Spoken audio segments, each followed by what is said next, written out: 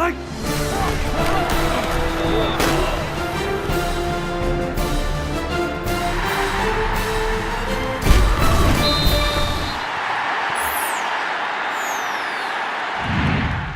Helsley and Gina Mizell here in Stillwater, where the Cowboys continue with their preseason camp.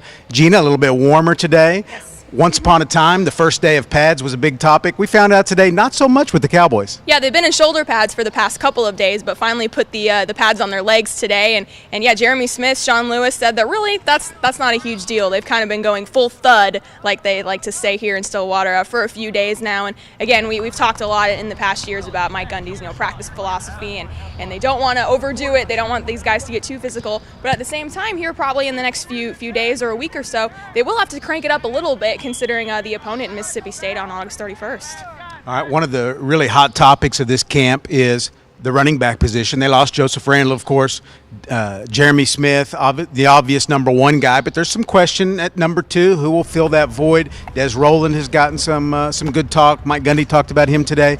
Kind of give us an idea of what you're hearing about the running back position. Yeah, like you said, Jeremy Smith seems to be that bona fide number one guy, but Desmond Rowland is a guy that people seem to be really high on. Jamal Singleton has spoken very highly of him. Kind of said that he sort of figured it out, not just on the field, but just this whole college thing.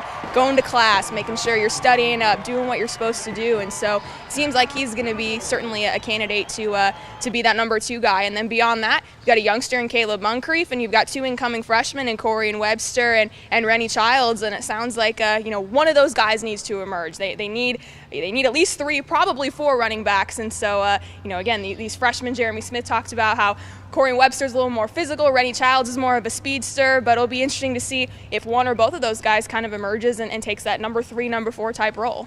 I'll have a story on Desmond Rowland and his development later this week. You'll have a story on the wide receivers. A lot of depth at the position. That's been a lot of the talk, but also looks like they might have two number one receivers. Yeah, that's been a common question is, well, who's the number one guy? Is it Tracy Moore, obviously coming back from injury and being in that outside spot, or is it Josh Stewart, an all Big 12 selection, had a breakout sophomore season, over 1,000 yards, over 100 catches for this Cowboy team last year? And the answer is they can both kind of be number one guys. And you mentioned the depth, and these wide receivers have talked about how they really don't care who gets the catches, and we'll see if that's just talk or I'm sure they actually do want the football. But we even saw in this offense a couple years ago with Justin Blackman and Josh Cooper.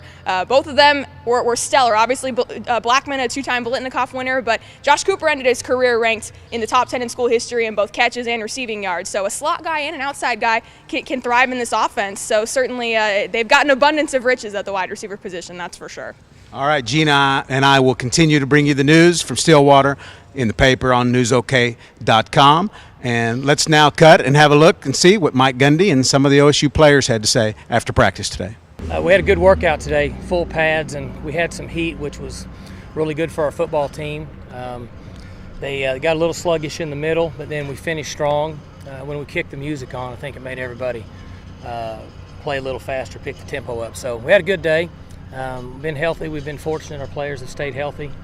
So we just got to continue to push through. These next 7 or 8 days are really crucial in our preparation for our first game. What are you looking for that first padded practice?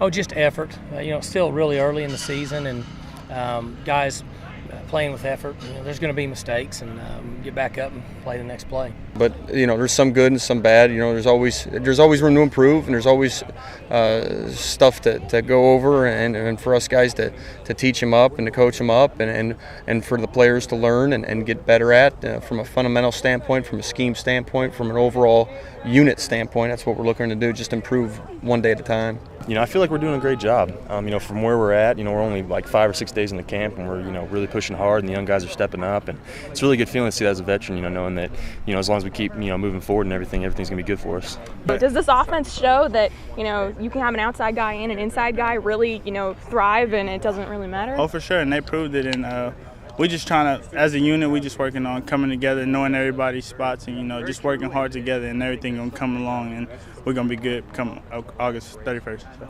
I just feel like this. Once you put the shoulder pads on, it's pretty much go from there. You don't really need pants. But we got to do some goal line scrimmages, and so I guess you get a real live, because, they can go for the legs and stuff like that. So, I like it. You got to continue to keep your legs healthy and get your rest at night and do all the good stuff. So usually when you put your pads on, they won't feel heavy or anything like that. I think we did. Anytime Coach Gundy makes us go again after one play, I think the defense pretty much won. It gave them a second chance. So, I mean, we go in and look at the film, but from the intensity level, we was pretty excited and pleased with that. Well, I thought we played pretty well. I think our defensive line is much more aggressive and come off the ball and makes it harder for our offense to make plays. And that's really what I see out here. I see an offense that's very similar to what we've had in the past at this point, but I see a group of guys that are on defense that are in more of attack mode. Are you prepared to point to any guys that so far that are playing above and beyond, or at least to the level that you expect them to, and impress you? Oh, I think you have the regular guys that are playing well. It's Lewis and Barnett and D'Lo, but I like where Ashton Lampkin is. I think he's improved. I like what Ryan Simmons has done. There's some offensive guys, some young guys that have made plays. But again, we're a week away from really making a determination on who stepped up at this point.